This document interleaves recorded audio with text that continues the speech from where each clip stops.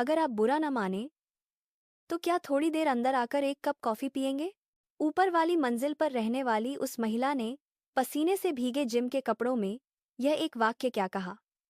नीचे रहने वाले 60 वर्षीय बुजुर्ग की जिंदगी पूरी तरह बदल गई। जैसे ही उसकी उंगलियों ने उनके हाथ को हल्का सा हुआ, उस आदमी के भीतर 30 साल से सोई हुई मर्दानगी जाग उठी। दोपहर के 2 बजे की चिलचिलाती धूप में अपने अपने भरे पूरे परिवार वाले वह स्त्री और पुरुष अपनी सुध बुध खो बैठे और केवल अपनी दबी हुई इच्छाओं के वश में होकर एक दूसरे में खो गए। लेकिन इस मीठे प्रलोभन के अंत में एक ऐसा मोड़ उनका इंतजार कर रहा था जिसकी उन्होंने कल्पना भी नहीं की थी। अब मैं आपको एक ऐसी अविश्वसनीय कहानी सुनाने जा रहा हूं जो आपकी उम्मीदों को पूरी तरह से पलट देगी। शुरू करने से पहले कृपया वीडियो के नीचे दिए गए सब्सक्राइब और लाइक बटन को दबा दें। यह सब मुफ्त है। इस साल 65 वर्ष के हो चुके राजेश शर्मा पिछले साल बैंक से रिटायर होने के बाद ऐसे जी रहे थे जैसे दुनिया ने उन्हें भुला दिया हो। हर सुबह 7 बजे उठने की उनकी आदत अब भी वैसी ही थी, लेकिन यह वास्तविकता कि अब उनके पास जाने के लिए कोई जगह नहीं है उन्हें लाचार बना रही थी। सुनीता, नाश्ता कर लो, उनकी पत्नी सुनीता शर्मा ने खाने की मेज पर थाली रखते हुए कहा। 63 वर्षीय सुनीता घर का खर्च चलाने के लिए पास के एक बड़े डिपार्टमेंटल स्टोर में काम करती थी। सुबह 9 बजे से शाम 6 बजे तक, और कभी कभी तो ओवर टाइम भी करती थी। धन्यवाद, राजेश ने संक्षेप में उत्तर दिया और चम्मच उठा लिया। पहले नाश्ते का समय दिन की शुरुआत का एक सुखद समय हुआ करता था, लेकिन अब वहां केवल एक अजीब सी खामोशी छाई रहती थी। आज भी घर पर ही रहोगे क्या? सुनीता की आवाज में झुंझलाहट साफ थी। जब भी उनसे यह सवाल पूछा जाता, राजेश के पास कोई जवाब नहीं होता था। देखता हूँ, शायद थोड़ी सैर करने जाऊं। सैर? रोज सिर्फ सैर करके क्या मिलेगा? तुम्हें दिखता नहीं कि मैं स्टोर में कमर तोड़ मेहनत करती हूँ? मैं भी बाहर कुछ काम तलाशने की कोशिश करता हूँ, लेकिन इतनी आसानी से मिलता नहीं है। कोशिश? कैसी कोशिश? बस घर के कोने में बैठकर टीवी ही देखते रहोगे। सुनीता ने अपना आधा खाया हुआ खाना नीचे रखा, एक घूंट पानी पिया और फिर बरस पड़ी। रिटायरमेंट का मतलब यह तो नहीं कि सब खत्म हो गया? दुनिया में ऐसा कौन सा मर्द है जो रिटायर होकर हाथ पर हाथ धरे बैठा रहता है? राजेश बिना कुछ कहे सिर झुकाए बैठे रहे और सुबह सुबह ही घर में एक ठंडा सन्नाटा पसर गया। सुनीता ने अपना बैग उठाया और दरवाजे की ओर बढ़ी। अच्छा, मैं चलती हूँ। दोपहर का खाना खुद निकालकर खा लेना। धड़ाम से दरवाजा बंद होने की आवाज पूरे घर में गूंज गई। राजेश मेज पर अकेले बैठे अपनी ठंडी हो चुकी चाय और पराठे को देखते रहे। इस तरह एक और दिन शुरू हुआ। सुबह 10 बजे राजेश हमेशा की तरह अपनी हाउसिंग सोसाइटी के पार्क में टहलने निकले। जैसे ही लिफ्ट का दरवाजा खुला, वह दिखाई दी। वह ऊपर वाली मंजिल पर रहने वाली महिला थी। अपनी उम्र से वह काफी जवान दिखती थी। आज भी वह जिम के कपड़ों में थी। काले रंग की tight leggings, grey tank top और कंधे पर लटका स्पोर्ट्स बैग उसे और भी ऊर्जावान दिखा रहा था। नमस्ते, आज भी जिम जा रही हैं क्या? राजेश ने पूछा। जी नमस्ते, मेरी टेनिस की क्लास है, उसने जवाब दिया। आप सैर पर निकले हैं? जी, मौसम अच्छा है इसलिए, राजेश ने कहा। लिफ्ट ग्राउंड फ्लोर पर पहुंची तो वह पहले उतरी और पीछे मुड़कर देखा। तो आपका दिन शुभ हो। जी, आपका भी, राजेश ने कहा।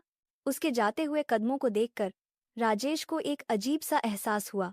काले रंग की लेगिंग्स उसके पैरों के आकार को बखूबी उभार रही थी। पता नहीं उसकी उम्र क्या थी, लेकिन उसका शरीर बहुत ही सुगठित था। राजेश ने न चाहते हुए भी उसे ऊपर से नीचे तक देखा। उनकी पत्नी सुनीता, जिनका वजन बढ़ गया था और जो अब अपनी देखभाल नहीं कर पाती थी, उनसे वह बिल्कुल अलग थी। उसमें जीवन था, आत्मविश्वास था, और सबसे बड़ी बात, उसकी आंखों में एक अपनापन था। अगर वह मुझ में दिलचस्पी दिखाए तो कैसा रहेगा? एक बेतुका ख्याल राजेश के दिमाग में आया। दोपहर 2 बजे घर लौटकर राजेश सोफे पर बैठकर टीवी देखने लगे। दोपहर के समय आने वाले सास बहू के सीरियल चल रहे थे, जो उन्हें बिल्कुल पसंद नहीं थे। उन्होंने चैनल बदला और न्यूज़ पर रुक गए। हाल ही में 60 साल से अधिक उम्र के लोगों में डिप्रेशन एक गंभीर सामाजिक समस्या बन गया है। विशेष रूप से रिटायरमेंट के बाद अपनी भूमिका खोने का एहसास करने वाले पुरुषों में यह स्थिति अधिक गंभीर है। न्यूज़ एंकर की आवाज़ ने राजेश की स्थिति को बिल्कुल सही पकड़ा था। भूमिका खोने का एहसास? बिल्कुल सही। 30 साल बैंक में काम करके परिवार के मुखिया की जिम्मेदारी निभाई और अब वह सब गायब हो गया था। शाम 7 बजे सुनीता काम से लौटी। थके हुए चेहरे के साथ उन्हें घर में घुसते देख राजेश को अपराधबोध हुआ। वह घर पर खाली बैठे थे जबकि सुनीता दिन भर खड़े होकर काम करती थी। थक गई होगी। रात के खाने में क्या खाओगी? इतनी थक गई हूं कि कुछ करने की हिम्मत नहीं है। बस मैगी बना लेते हैं। सुनीता सोफे पर गिरते हुए बोली। मैं बना देता हूं, राजेश ने कहा। रहने दो, मैं खुद बना लूंगी। सुनीता की बात से राजेश को ऐसा लगा जैसे उन्हें ठुकरा दिया गया हो।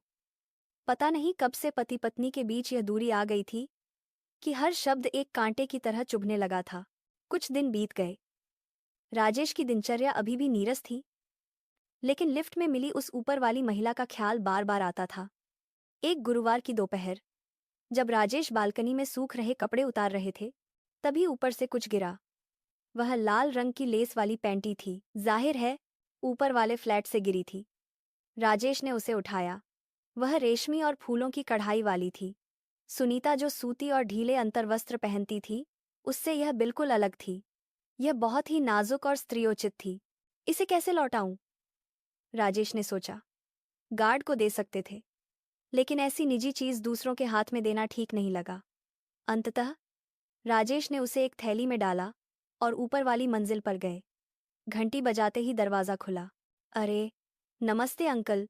वह आज भी अपने वर्कआउट के कपड़ों में थी। नमस्ते। यह आपकी बालकनी से नीचे गिर गया था। राजेश ने थैली आगे बढ़ाई। महिला का चेहरा शर्म से थोड़ा लाल हो गया। ओह, माफ कीजिएगा, कपड़े सुखाते समय हवा से उड़ गया होगा। बहुत बहुत धन्यवाद। कोई बात नहीं, ऐसा होता रहता है। राजेश मुड़ने ही वाले थे। सुनिए, अगर आप बुरा न माने तो क्या थोड़ी देर अंदर आकर एक कप कॉफी पिएंगे? उसके प्रस्ताव पर राजेश हिचकिचाए। पत्नी की अनुपस्थिति में किसी दूसरी महिला के घर जाना क्या उचित था? अजी नहीं, यह ठीक नहीं लगेगा, राजेश ने कहा। अरे नहीं, मैं बस धन्यवाद करना चाहती हूँ। बस थोड़ी देर के लिए आ जाइए ना। उसके आग्रह पर राजेश ने हामी भर दी।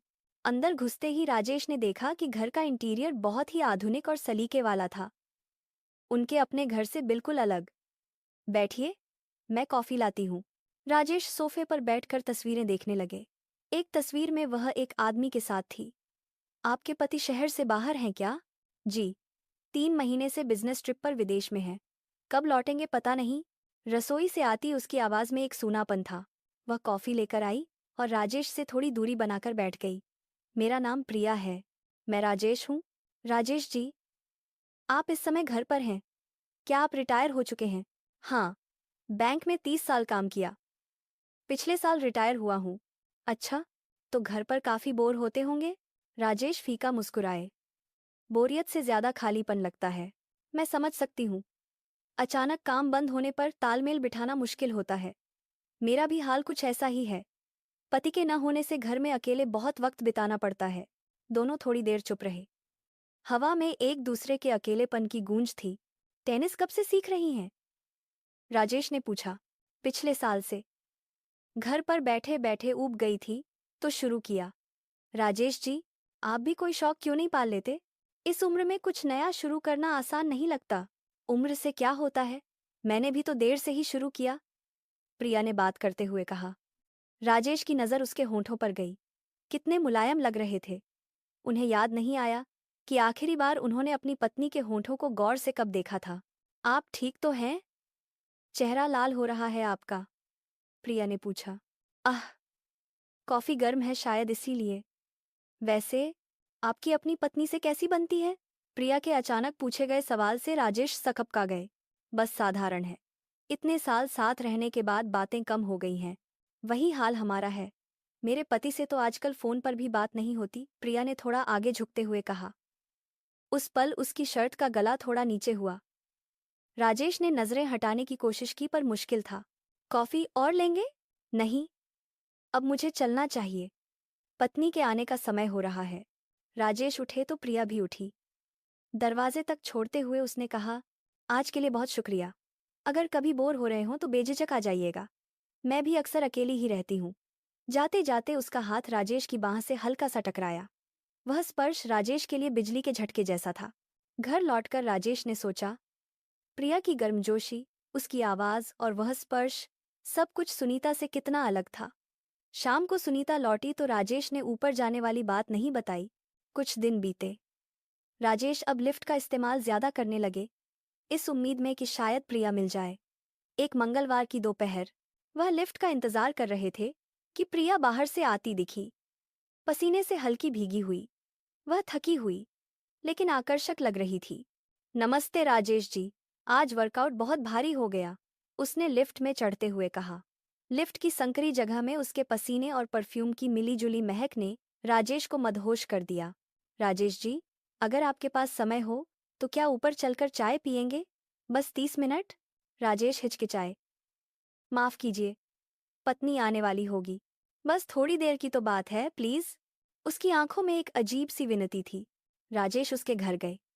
प्रिया रसोई में गई और थोड़ी देर बाद परेशान होकर लौटी। माफ कीजिएगा, चाय की पत्ती खत्म हो गई है। क्या आप वाइन लेंगे? मेरे पति ने रखी थी। वाइन?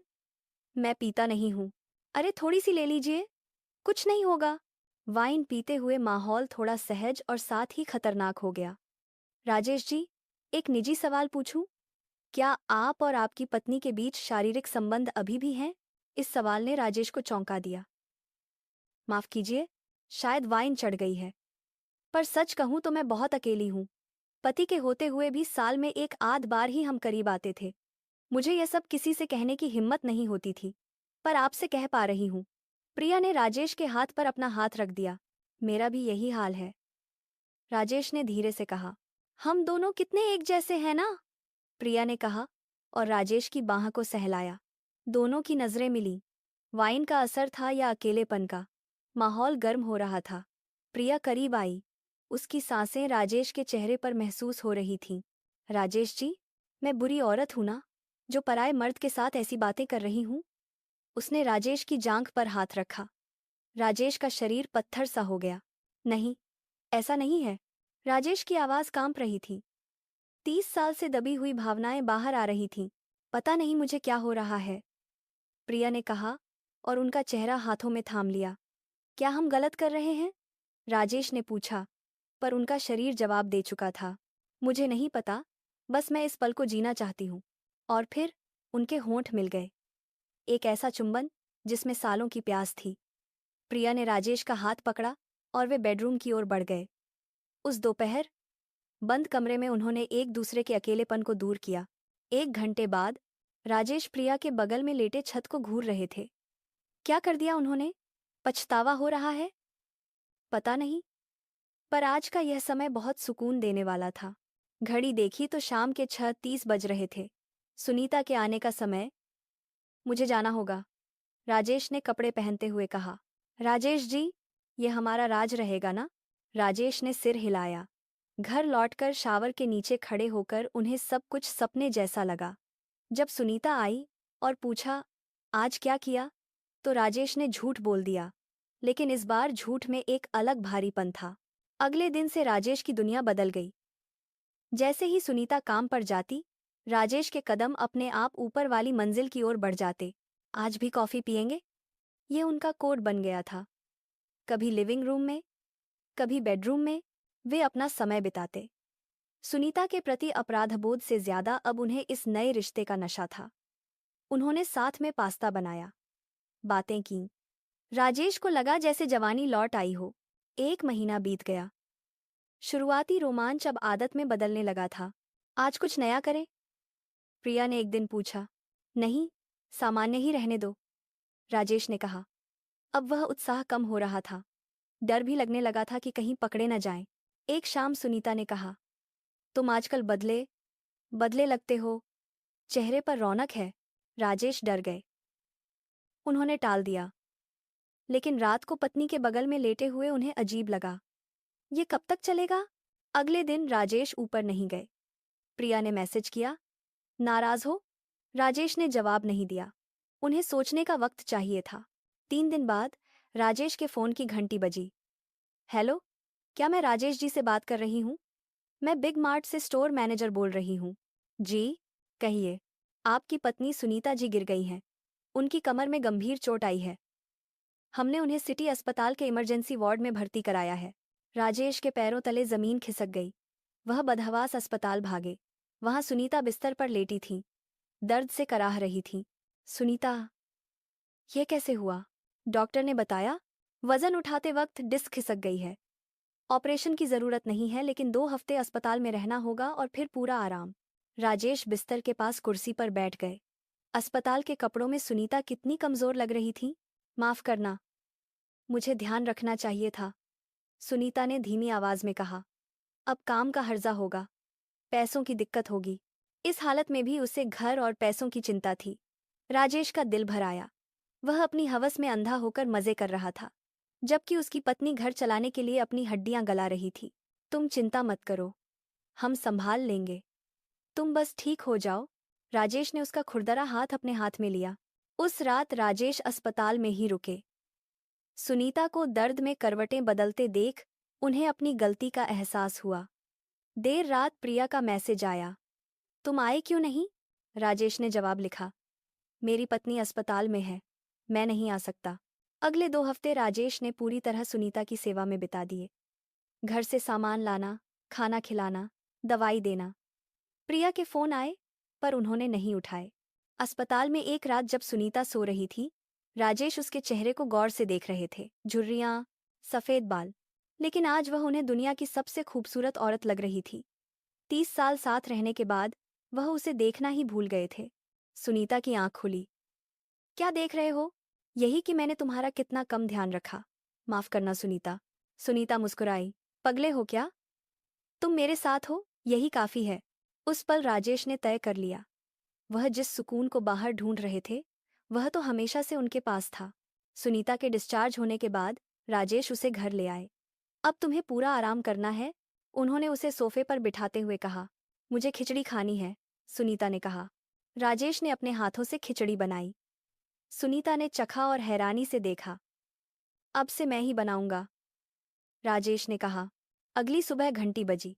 दरवाजे पर प्रिया खड़ी थी। राजेश जी, मैंने सुना सुनीता जी घर आ गई हैं। अब तो आप मिल सकते हैं। राजेश ने एक पल सोचा। माफ कीजिए, अब यह संभव नहीं होगा। क्यों? क्या हुआ? मैंने सोचा और मुझे एहसास हुआ कि मैं गलत रास्ते पर था। मेरी पत्नी को मेरी जरूरत है और मुझे उसकी। मैं अपनी शादी और अपने प्यार को धोखा नहीं दे सकता। क्या आप सीरियस हैं? जी, पूरी तरह। जो हुआ उसे भूल जाइए। अलविदा। राजेश ने दरवाजा बंद कर दिया। अंदर आकर उन्होंने देखा सुनीता जाग चुकी थी। कौन था? पड़ोस से थीं, हालचाल पूछने आई थीं, राजेश ने मुस्कुराते हुए कहा और रसोई में चले गए। कुछ दिनों बाद राजेश और सुनीता शाम को पार्क में टहल रहे थे। सुनीता का हाथ राजेश के हाथ में था। हवा कितनी ताज़ी है, सुनीता ने कहा। तुम्हारे साथ ने मुझे जल्दी ठीक कर दिया। यह तो मेरा फर्ज था। राजेश ने उसका हाथ दबाया। उस रात राजेश अपनी पत्नी के बगल में लेटे हुए छत को देख रहे थे। मन में कोई उथल पुथल नहीं थी, सिर्फ शांति थी। उन्होंने महसूस किया कि असली खुशी किसी पराये रोमांच में नहीं, बल्कि उस हाथ को थामने में है जिसने जीवन के हर उतार चढ़ाव में आपका साथ दिया हो।